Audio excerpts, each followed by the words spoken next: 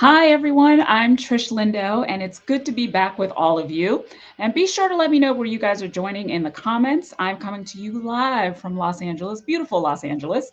I'm excited to have this conversation with all of you today because today we're having a fireside chat with the incomparable Stacey Gordon to discuss allyship in action, unconscious bias.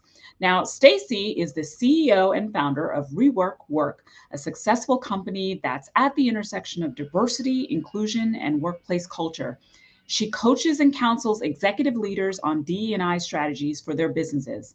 Stacey is also the author of Unbiased, Undressing Unconscious Bias at Work, which debuted at #1 on Amazon's hot new release list. Plus, she is the creator of the Unconscious Bias course, which is the #1 LinkedIn learning course. So we'll definitely drop the link for that a little bit later. But Stacey, welcome to the show. Hi, thank you so much. Amazing. I'm so happy that you're here for us to have this conversation. How are you doing today? I'm actually doing really well. I'm excited for this conversation.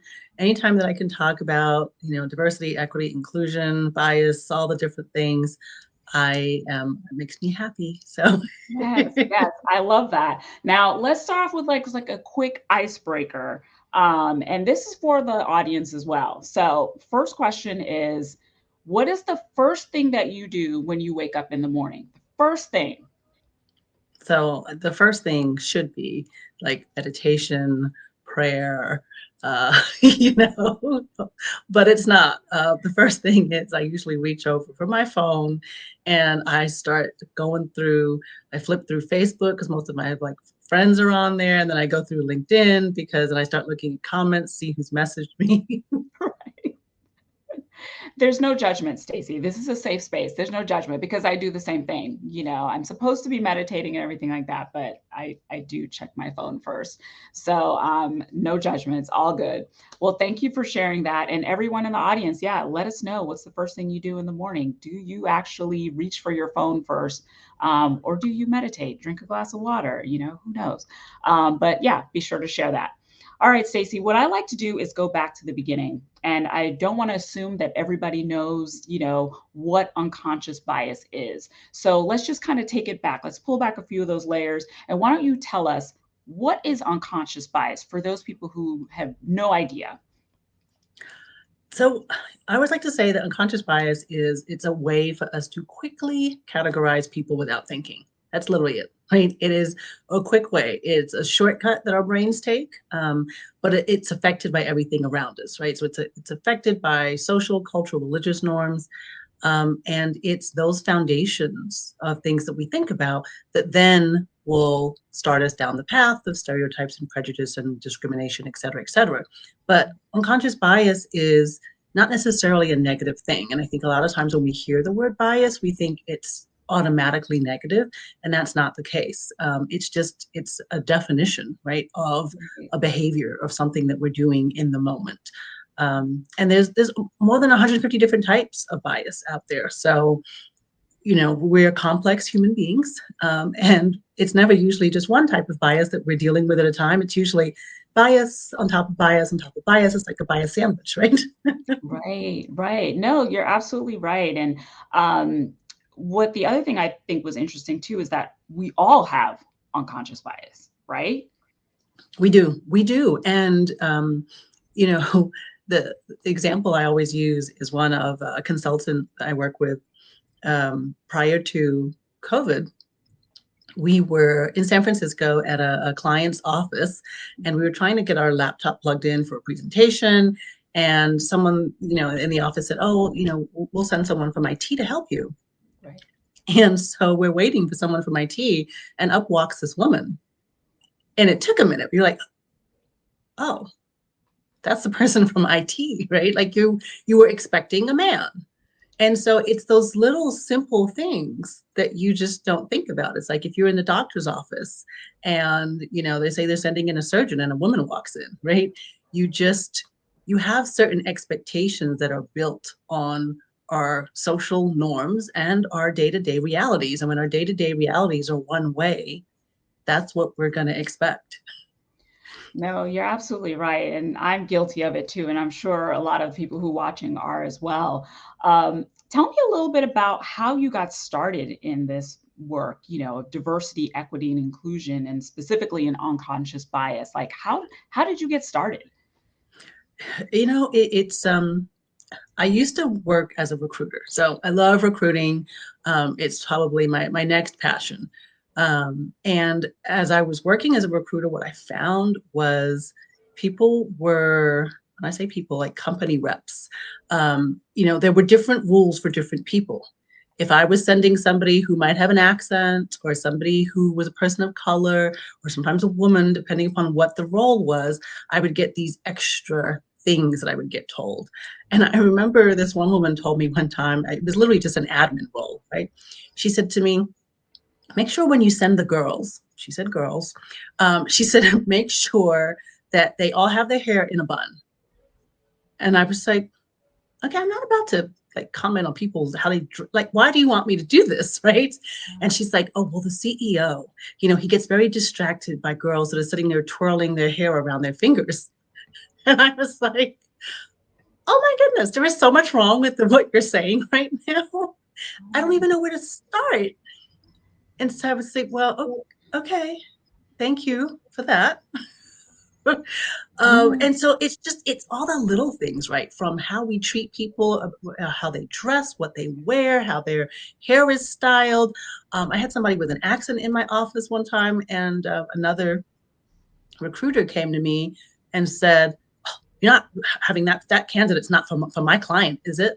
And I was like, what are you talking about? We're a recruitment agency. She's in here because she wants a job. I am interviewing her to find out about her skills so we can figure out where would be a good place to place her, right? And so what if I'm going to potentially recommend her for this particular job? And she's like, oh, well, my client, we can't have anyone who has an accent. wow. Why not?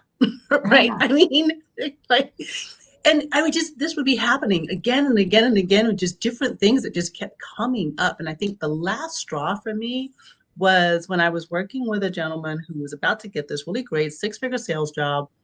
And the CEO called me and said, love the guy. We've interviewed him. Great. We're going to send you the offer letter within the next 24 to 48 hours. So I'm like, great. Guy's getting hired. 48 hours passed, 36 hours passed. Oh, I'm going the wrong way. 48 hours, 72 hours, right? A week, nothing. And it ended up, coming down to the fact that now the board of directors had something to say because he was Black, and they were questioning his background and his credentials and all these things that we had already put to bed and answered, right? And I was just like, why do I have to do double work to get this man hired? Right? Like, this is just it's it for me. So that's what progressed me into DEI, because I realized I can sit here as a recruiter all day long and recruit. I'm going to recruit and I'm going to find diverse candidates, but I can't get them hired. I have no say over how they, who hires them. And so I was like, that's where the companies have to change their practices. And the hiring managers really need education. Wow, thank you for sharing those stories, and I'm sure you have a million more, as we all do, and it's unfortunate that those biases exist, but I think that, as we all can attest to, is that is what's have had the greatest impact on, Black and brown, entrepreneurs and business owners and just people in business in general to gaining economic wealth, are these biases that seems like they're probably going to be with us for a very, very long time. How do you address this? You are the CEO and founder of WeWork Work.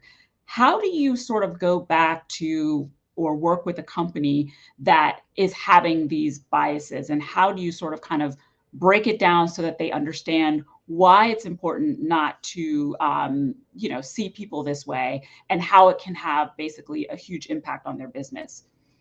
Yeah, I mean, there's so many different ways to go about it, but it depends, I think, on we really focus it on the senior leaders, because it depends on their attitude about it. Mhm. If they don't get it and if they're not behind it, I can get called in by the chief diversity officer, by the head of HR, by the diversity council, right, by a single board member. But the executive team really has to understand what it is that they're doing and why. And I think that's the biggest challenge for companies is everyone wants to do, unconscious bias training right now, which, yeah, that's great. Watch the course, please. We want you to watch the course, right? But also, in all fairness, that course it's a teaser, right? It's an introduction to the topic. You can't watch it and by any sense of the imagination think that all of a sudden bias is gone, right? Like that, it's a 24-minute tidbit. It's an intro to something that you need to know. So I'm very clear on that, and we use it for as pre-work. For a lot of the companies that we work with, we'll have all their employees watch it, and then we'll come in and do the more in-depth work. So, but none of that matters, right? None of it if we don't have senior leaders that understand why this work matters for their company. And honestly, it's not something I can make them get because I can come in and I can talk to you about the moral case and the business case and the legal case. And I can talk to you about all the statistics from Deloitte and McKinsey and Harvard Business Review. And I can tell you, right, all these things. But there's three areas that we have to look at: self, team, organization. If you yourself can't get your head wrapped around it, nothing else is going to change. It's like I was talking to a group of recruiters recently, and I said, you can recruit wherever you want to from. But the thing is, doesn't matter if you go to HBCU, doesn't matter if you go to Mars. At the end of the day, you know who's recruiting? You. So if you haven't changed your mindset, nothing else is really going to change. We can do all the dancing and all the training and all the stuff we want to do. But if you don't fully understand and embrace what it is that you're doing and why you're doing it and want to do it, then nothing's going to change. No, you're absolutely right. I mean, it all starts with self, right? We all have to accept that responsibility to make change with ourselves first, and then it, trickles down to our personal lives and obviously to the workplace. Would you say like that's the biggest challenge that you face when you are working with some of these clients is them taking sort of that personal responsibility to make that change, you would say? Definitely. Definitely. It is the biggest. I mean, I would say the resistance from leaders to making that change, because for some of them, they don't believe that there's any problem. They'll say, well, no one said anything, right? So of course we don't have a problem. Well, that's flawed reasoning because no one said anything because they know this isn't a safe place and saying something isn't going to make a difference, so they don't bother. Or you've put out a survey and you say, well, no one said anything in the survey. Same thing. They also understand that that survey is not really anonymous. They don't trust you, so they're not going to give you real information. So it's not that no one has said anything. It's that you as a leader don't have the trust of your organization to get the actual truth and the facts that you need to then make the changes that you need to make. And so a lot of DEI work, people think it's all about woo woo when we're coming in and we're, you know, creating these, safe workplaces. It's not. Yes, it's about that, but that's a byproduct, right? What we have to do is help make the place safe for people, right? And because those people run your business. Yeah. Without the people, you have no business. So if you don't, right now we've got everyone complaining, right? I know about the great resignation. LinkedIn calls it the great reshuffle. I call it the great reevaluation because people are reevaluating their priorities and they have made it very clear that you as an employer didn't make them a priority during COVID. And so they're not about to turn around and return the favor. They're not making you a priority right now either. Right. And they have every right to do that. No, you're absolutely right. And I love the great reevaluation. I think we're all feeling that across the board. 2 years or a little over 2 years in now, dealing with COVID and everything like that. I saw a tagline on your website, and you say, building a great work culture doesn't have to be hard. And when I read that, I was like, yeah, in theory, it's all quite simple, but why is it that it feels so hard to push all of us forward? Why is that? Is it just kind of, well, yeah, I guess it's bias. Well, it's also just again, we're humans. We're lazy. We don't like to have to do something if we don't necessarily think we have to, right? If we can get by doing what we've always done, why are we going to change? We only change when it affects us. And this goes back to self, right? When it's personal. So I think about, I forget this, I think it was a senator recently who was completely against gay marriage and was completely against anything to do with the LGBTQ rights. Yeah. Then his son said he was gay. All of a sudden, gay rights, right? Right. We are in a place where, unfortunately, we've moved away from a place where we think about the community, where we think about the collective. We want to just think about self. Yeah. And as a CEO, you can't do that. You have an entire organization that relies on you to run it. You have to be thinking about the company as a whole, not just what's good for you or just what's good for a small sect of people. And that's really what is at the heart of this, because, and there's also fear. There is major fear that change, whatever this change is going to be, is going to somehow affect current status quo, right? So if I am a senior leader and I have power and privilege and money and everything is working well for me, I have fear that this is going to change that. Now, the funny thing is, it's really not. That's Yeah. what is so frustrating about this, because it's an unfounded fear. So we are operating out of this place of focusing on risk instead of focusing on opportunity. Yeah, absolutely. And we have a question from Gabe Leal who says, so how can things change or shift in a corporate environment to make things more open and diverse? So I think we have to think about the small steps. When we think about diversity, equity, inclusion, justice, belonging, right? We want to see big change. And I get it. Okay. I'm a Black woman. I want to see big change. But you're not going to get big change immediately. And so we are in a place where, and literally, I think my newsletter tomorrow is talking about this, right? The fact that we have to start looking for the small things. It's the small things. It's like I said, it's that moment where an IT person walks up to me and I'm looking at her like she's crazy because I'm expecting to see a man. Does that affect her in any way? No, not if she doesn't see it on my face, right? But if in that moment I am a hiring manager and she's applying for a job in IT and I'm thinking, IT means man, right? I'm not going to say it out loud. I'm not saying I don't want to hire a woman. That's not what happens, right? No one is that bigoted and that sexist. Right? That's not what we're saying. But our brains are conditioned. We are socialized to think a certain thing. So when those it doesn't compute, right? We literally have to do all this extra mental gymnastics to get past this thing that doesn't make sense in our heads. Yeah. And if we don't realize that we're doing it, then we're going to continue to just go along with the status quo.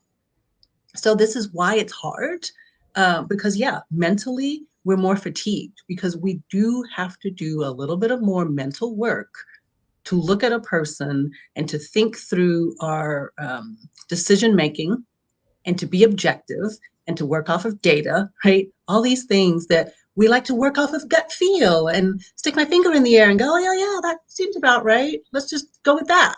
Right. Right. But yeah, you're completely right. And if we keep going on that path, things continue to stay the same. I think that, when you look at some of our corporations, the heads of those corporations all look the same. And why is that? Is because we've all been sort of conditioned to think that, a white male is the only person who should be a CEO or should be at the head of a company. So it kind of keeps perpetuating this thing. And when we Right. try to make change, it's kind of like, oh wow, we just hired, a black or brown person. It's like, oh my God, this is the first time we're doing this. Can you Right. believe it? And And it's really hard when there's a Harvard Business Review study that shows that if we don't have more than one or two women in the pipeline, they might as well not be there, right? Because all it does is highlight the difference. Because now your brain is going, okay, man, man, man, man, woman. That's weird. Why is this woman here, right? And so you fixate on the fact that this one of these things is not like the other. And so now you're trying to find all the reasons, like, well, I don't understand. Why is this woman here, right? Like, that's what your brain is doing. Again, we're not doing it consciously. We're not saying, I will not hire a woman for this job. But that's what's going on in there. So we have to work through these things. And if we don't understand that this is what's happening, I have people tell me, I don't believe in unconscious bias. It's not the tooth fairy, right? Like, this is actual science. Yeah. So we have to really look at this and see what is our part in changing things. So back to the question, right? It's the small things, it's the little things every day. There's a TED Talk that I always tell people to watch by Kristen Pressner. She's the head of HR for Roche, the pharmaceutical company. And if you watch her TED Talk, what I love about it is she said, look, two people came to me. One was a man and said, hey, I want you to check my compensation. She's like, yeah, I'll look into that for you. Woman comes to her and says, hey, I'm kind of have some questions about my compensation. She goes, I think you're good. Right? It's not till later she goes, wait, why did I have two different reactions to pretty much the same question? Right? It's those little things. Did she do anything terrible in that moment? No. But what happens is effectively she's cut this woman off from having her compensation reviewed. Right? In my course on unconscious bias, we talk about the 1% difference that it makes. If you have a 1% difference in compensation across a woman's career, right, that makes a huge difference over time. So we like to say, oh, it's not a big deal. It's just a small thing. Not a big deal. No, it's a really big deal because it compounds. Yeah.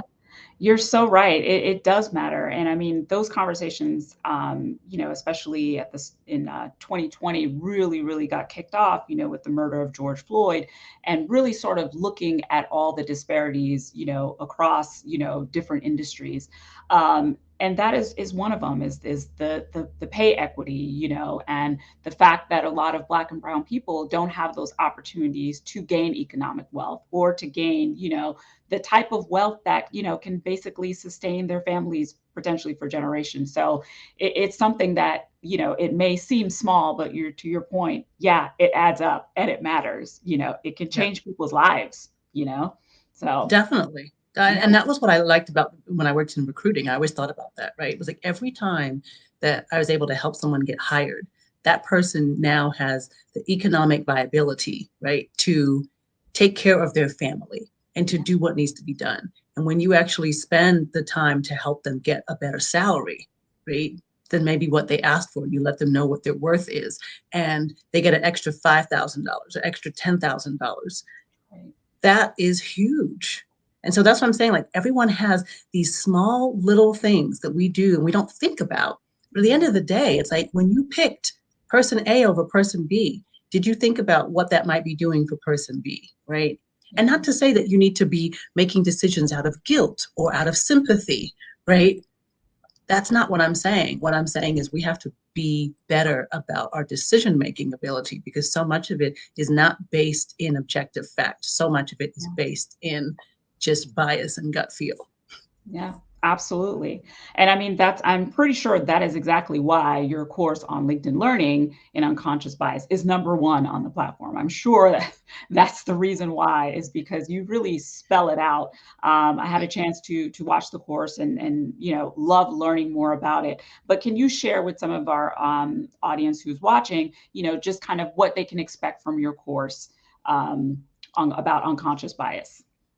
Yeah, I think, one of the things, and I guess that this is my superpower, right, is the ability to take these hard topics and hard conversations and just make them seem palatable. We're just having a general conversation, and not that I get into privilege and microaggressions in that one. We do have another one coming up. We will get into some of that, but we're able, I say we, sorry, I was thinking about my team, right? My team that we were working with. Anytime we're doing anything, I think because we're a team, we work together. But when I'm out and I'm talking about these things, I do think it is really important to be able to have the tough conversations. And I'm just not going to mince words about it. Like, we're going to talk about it. And I think in the course, when I break down, we use facts, we use, you know, just information that is all out there, but it's gathered together in a way that makes sense for people. And I've had, I think, the funniest backhanded compliments that I've gotten about the course is usually from, a white guy, right? And he's like, "Well, I really didn't think this was going to be any good, but it's actually pretty good." You're like, okay, All right, thank thanks. you. You know what? You watched it and you said it was good. I'll take it. Exactly. I mean, it's a really great course, and I think to your point, it's a great starting point, to continue doing the work. What I learned from that course, what I didn't realize is that there's so many different levels of bias too, like affinity bias and halo bias and groupthink bias. I was fascinated by all that, you know? Well, a lot of it is things that we know innately. And so that's what I love about science. And don't tell me, I'm no scientist, okay? Yeah. Furthest thing from it. But a lot of things that we do, and when we think, like, I know I went on this interview, I know I did really well, but something just wasn't quite right. And we can't quite put our finger on it. And we realize now some of that is due to bias, right? We didn't quite get that connection because this person, if I go back and use my IT example, right? Mhm. If I'm interviewing you for an IT position and I believe in my head that really IT means man, right? We're going to have a conversation. I might say, "Trish, I'm going to ask you the questions, but my heart's not in it because I don't even think that you're the right person for the job, right? So I'm not giving that interview my all." And Yeah. we do that, right? Somebody comes in, we don't like how they're dressed, we don't like maybe their language, we don't like their hair, it's not in a bun, right? We have all these things, these preconceived ideas of what this candidate is supposed to look like. We have preconceived notions of what success is supposed to look like. And when somebody comes in and does not meet those preconceived ideas that we have, we're like, "Oh, let me just get through this interview.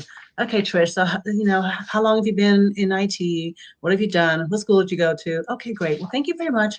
I'm gonna take your information and we'll get back to you, right? But Yeah. you feel that. You know it. You like, something wasn't right about that interview. Yep. But that comes from this place of we're acting out of bias. So affinity bias is the big one in interviews because if I'm interviewing you and I'm like, "All right, Trish, you're black, I'm black, right? We got some affinity. We went to the same school. You're my girl." We start talking. I've got affinity bias going on there, right? Because I feel some connection to you because we went to the same school. Maybe we went to the same church. Maybe we live in the same neighborhood. Maybe we are from the same country, whatever, right? There's things that we're going to be able to connect on. Now that happens, right, for a lot of people. We have these school biases. I'm not hiring somebody who didn't go to Stanford because I went to Stanford and I know Stanford's good. So you come in here and you didn't go to Stanford, guess what? You're not getting that job. You can do the best interview of your life, but if Stanford isn't on your resume, you're not getting the job. And these are those types of biases are what show up every single day Yeah. across the board. Yeah, we're all constantly fighting against it, and if you are aware enough, um, that's a start. Is just the self awareness to know that that is happening and that's what you're doing. And if you know that that's what you're doing, how do you sort of help? How can you change your work culture to be more unbiased? Like, sure, it's just me, but I can't do it all by myself, right? Right. So in your expert opinion, like how do we start making these changes that can affect the entire organization or company? We have to start asking the tough questions. So I gave a talk for 800 women in tech a couple of months ago. And I gave them that example, right, of Kristen Pressner. And I said, well, how many of you sat at a table and have treated somebody differently, right? Mm. There's 800 of you in this room. Can you imagine if all of you just one time in your life have done it? You have impacted 800 other people. Now, what are the odds that it's more than once, more than twice, more than 10 times, right? Let's start adding up the numbers. So, one by one, what we have to start doing is realizing that we can't continue to accept and tolerate bad behavior, right? Right. So if I'm in HR and I pick on HR because I do a lot of things with HR folks, and I'm always telling them, your job is part of this, right? Dealing with the compliance with the practices, the policies, the procedures. So I'm starting with y'all. So if you're in HR, I'm talking to you. Right. And there's a place where we have managers who we know, like every single person on this call right now, in this meeting, probably could raise their hand and think of at least one manager who they know should be fired. Know it because they're not doing the things they're supposed to be doing, but they're still there. Why? Let's bring on the excuses. Oh, they're a great producer. Oh, they've been here for a really long time. Oh, well, they got hired by the CEO and they're friends. Right? Let's count all the excuses of why this person is still here. That person is a liability. That person, people know needs to go. There is somebody who can make that person shape up or ship out, and you're not doing it. That's an opportunity right there, right? We have times when people are in the workplace and we see microaggressions being perpetuated against others. We talk about this is what we talk about allyship. Do you speak up and say something, right? Do you step in and say, whoa, hold up, you know, let's pronounce Trisha's name correctly.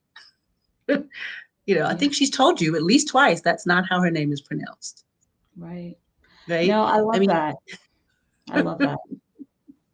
there's so many opportunities, there's so many places where we see things, we know things are happening, and we turn a blind eye. Now I get it. We also have to look at power distance, right? So if I am low man on the totem pole, and I hate to use that, it's bad, no DEI.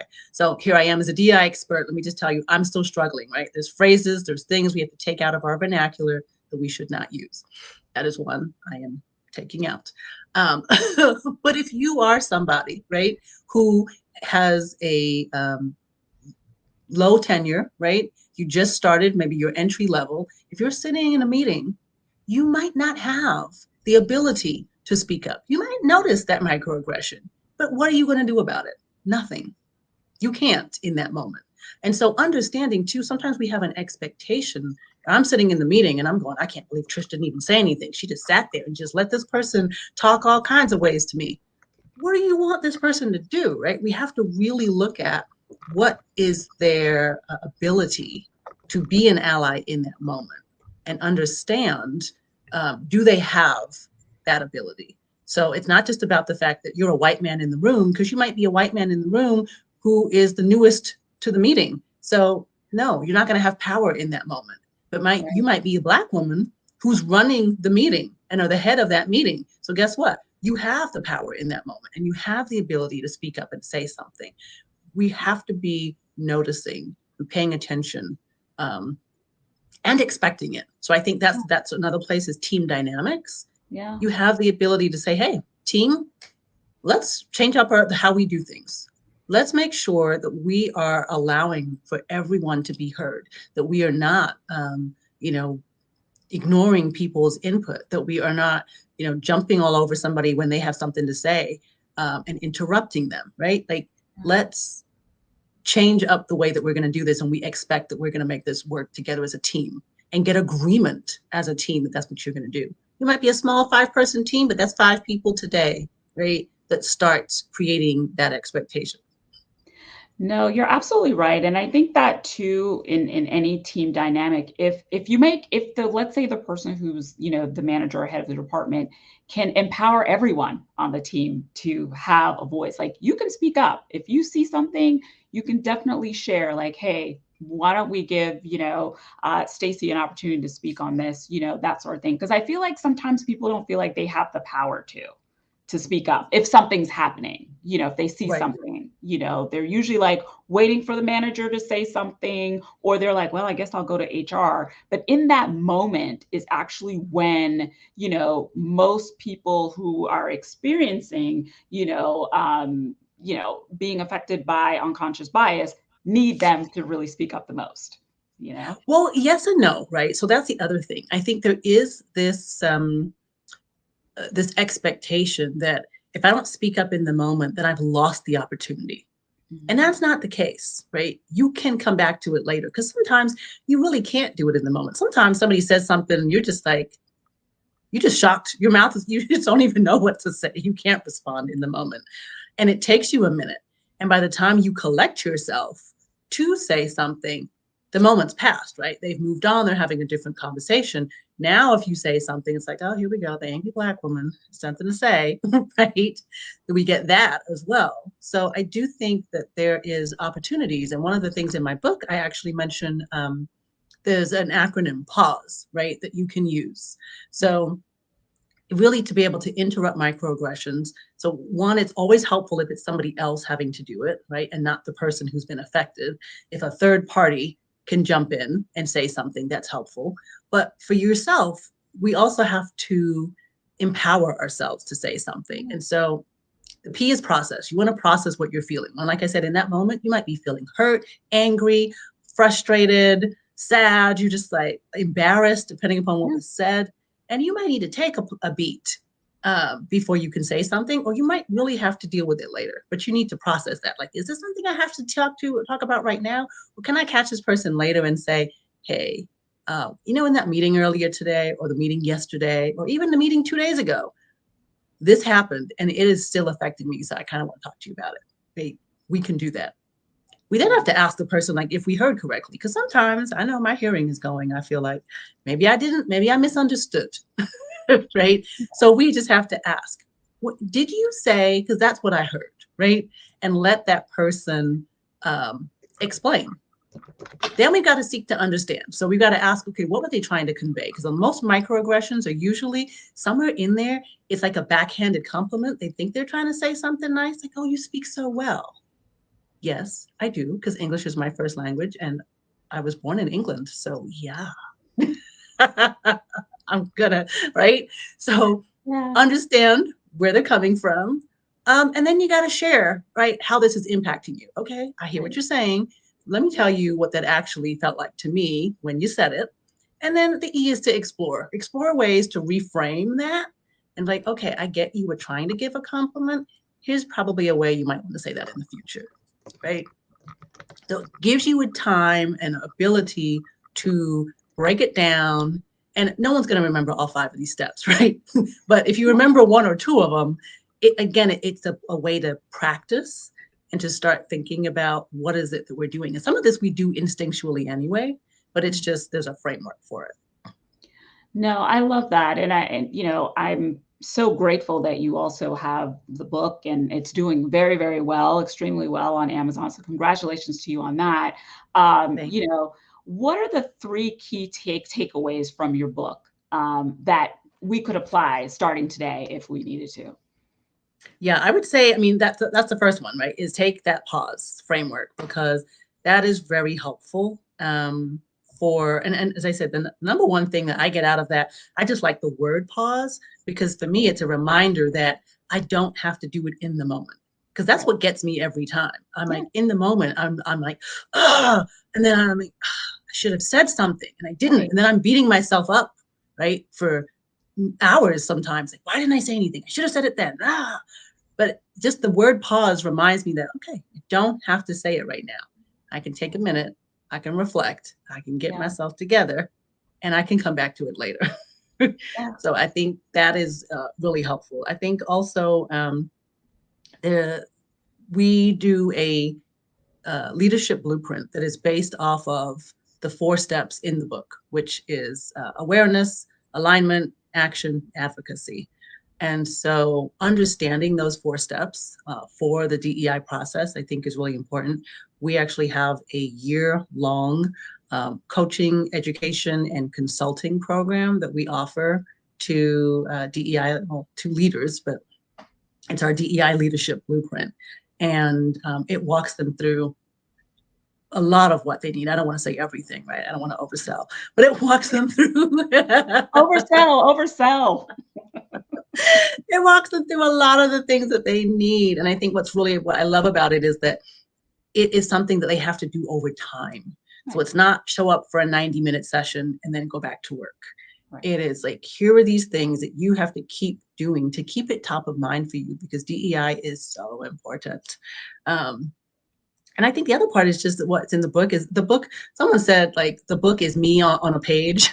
And it really is, because I wrote it the way I speak. I wrote it. It's not one of these, business books that's very, I want to use the word corporate boring, speak and right. Yeah. It's definitely written in a much more colloquial way, because I just wanted people to understand and just get these points across. And honestly, everything in that book, I'm just astonished that people don't already know it and aren't already doing it. So a lot of my writing in that book was just like, can't believe you don't know this already, but okay, if we got to really say it.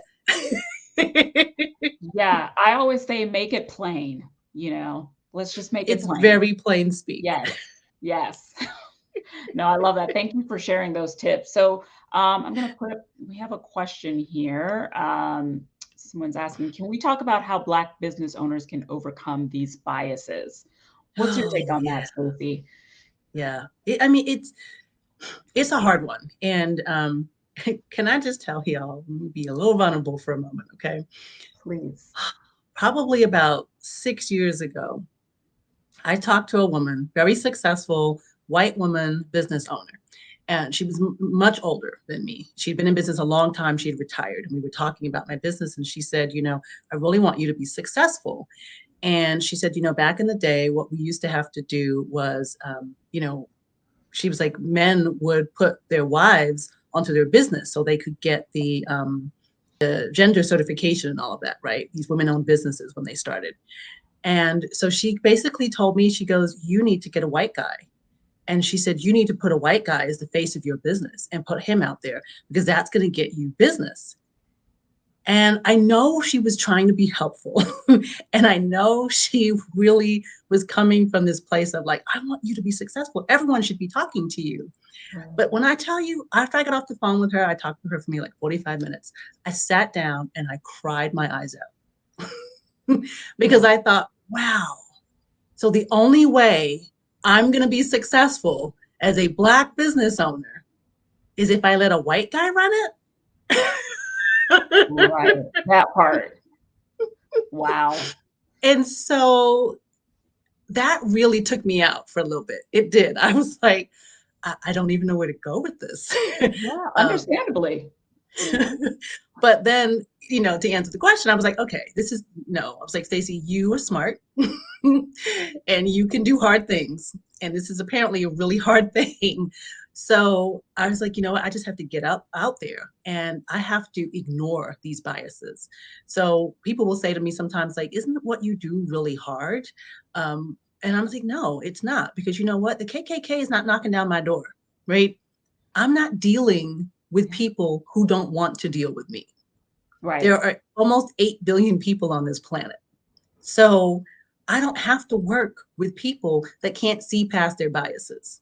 Now, granted, my work does require me to help people see past their biases, right? But the people who call me are the ones who know that, wow, we're having trouble seeing past our biases and we want you to help us, right? But I'm not working with the people who are like, I don't see biases, I don't understand biases, I don't believe biases exist, right? I'm not working with those people.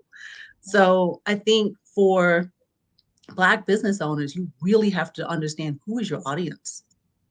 You got to understand, who are they and where are you going to find them, and then go hang out with them, because there are too many people on this planet for you to spend your time hitting your head against a brick wall and coming back with a bloody forehead. There are other places that you can go. So if you're seeing this bias, you probably need to really get down and have a really good conversation, a marketing, conversation. You want to do your, what is that? Your quadrants. I'm forgetting my MBA speak. Your risk and opportunity, right? Strengths, weaknesses, your SWOT. You want to be really looking at that. And then you want to say, where is my audience? Who are the people that want what I'm offering? And let me go hang out with them. Yeah, no, that's great advice. I think, as we all know, any small business, but a minority-owned business has to deal with a lot more other issues than most, to ensure that their businesses are successful, and to grow wealth. When you're sort of kind of thinking through ways of how to navigate a potential bias situation, would you always recommend to pause? But what if you can't really afford to, kind of, be like, okay, I'm not going to talk to this person anymore because maybe this person can bring more business to your small business that you're trying to grow or something like that? What would be your advice if you find yourself in sort of like this weird scenario where it's like you're just kind of getting going, you're dealing with these issues, you need to grow, you need to obviously grow your business, but these are the things that you're encountering? It is a very hard conversation, but it is, I really believe in abundance.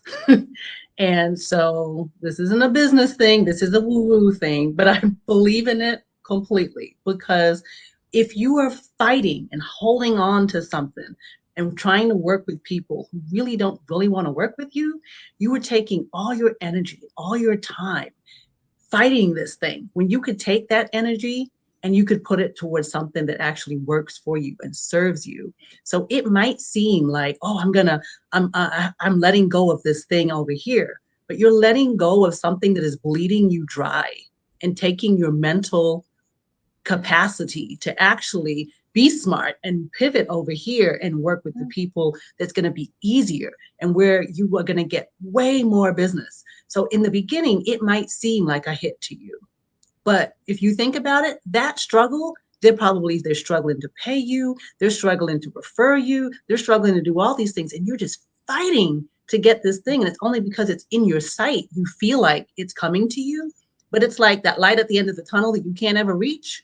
Right. Right? Sometimes you got to switch tunnels, We're like, this is not actually, this is more like, what's that Roadrunner with the painted hole on the wall? It's not actually a tunnel, right? Yeah, no, you're absolutely right. I mean, I don't think any of that is woo woo. Having an abundance mindset is key, and really sort of kind of making sure that, you have to be mentally strong just to go into business on your own anyway. So, but I think you have to believe that, what you're doing and the work that you're doing has value, and that, and also too, to some of our commenters are sharing too, it's all about integrity as well. So, I appreciate you sharing that perspective. Brittany is asking, what training do you recommend for people who want to get into DE&I? Yeah, that one's a hard one. Yeah. I just, well, and I laugh because it's very easy to get into D&I, right? If you're Black, if you're a woman, because again, we have this bias. We have this perception that if you're Black, you must be great at DEI. That's not the case, right? So I coached at a number of diversity conferences, and I would have these DEI leaders come in and sit down, and the first thing they would do, we'd have a box of tissues, is they would start crying because they would talk about, I am in this role and I don't know what to do, and I don't know how to do it, and I need help. But they're like, I couldn't turn down the role because it needs to get done, but I don't know what to do. So I think that really there's obviously life experience that's going to come into play. But you really do have to have some understanding of how DEI came to pass in the first place, what it is, right? And so I haven't done the eCornell course. I have my SHRM certification. I have my inclusive workplace culture credential, which actually was very helpful because I feel like that helped. We looked at really the progression of DEI, how we came to where we are today.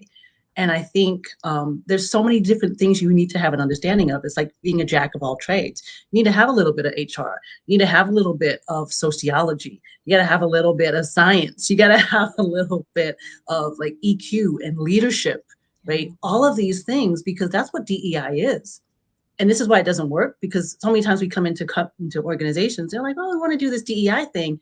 You can't do DEI when you have got no leadership training, you got no management fundamentals, you've got no EQ, right? There's lack of communication, no transparency, no trust, but yet you want me to do DEI. Right. so, Yeah. so just really looking at where can you get those pieces. And there's so many places, right? You don't have to spend a ton of money on a online course or like a what's the one? Not Harvard, Cornell, right? You don't spend a ton of money on a Cornell course, but it's getting all those little pieces together that is really going to help move that forward. Yeah, no, I think you're absolutely right. And, I do see a lot of Black women in DE&I, they're leaders, and within our companies, almost always the D&I person is almost always a Black woman. But I think that, if we want things to change, we have to look at all parts of our organization and realize that, it can't just always be the same person who is sort of saying, hey, things need to change. It's all of us. This is an all of us problem and issue that we need to make sure that we are continuing to address. So, Yes. yeah, and let's see. So we have a couple of people saying some statements. Alfie saying, solve the problem that is specific to that org, find the hurt and solve it part by part. Love that. Indeed. Yes. Yeah. Yeah, which is, I mean, I think we all know who work in corporations, like it's not easy. It's definitely Right. not easy to do. Well, because people think like, oh, we'll just do what Google did, right? And we're just going to copy. And I think to Alfie's point, you can't copy what somebody else is doing. You need a solution that is specific to your organization. This is why we start with the leaders, because the leaders have to understand why it matters for their organization. Because I look at it like this: most leaders, are smart people. They're usually there for a reason, right? So what we need is for you as leaders to lead the organization through DEI, but you can't do it when you don't understand it, right? And when you're resistant to it. Right. So if you don't get it, the organization can't get it either. Yeah, it's true. Or you don't even realize why it's important to your business.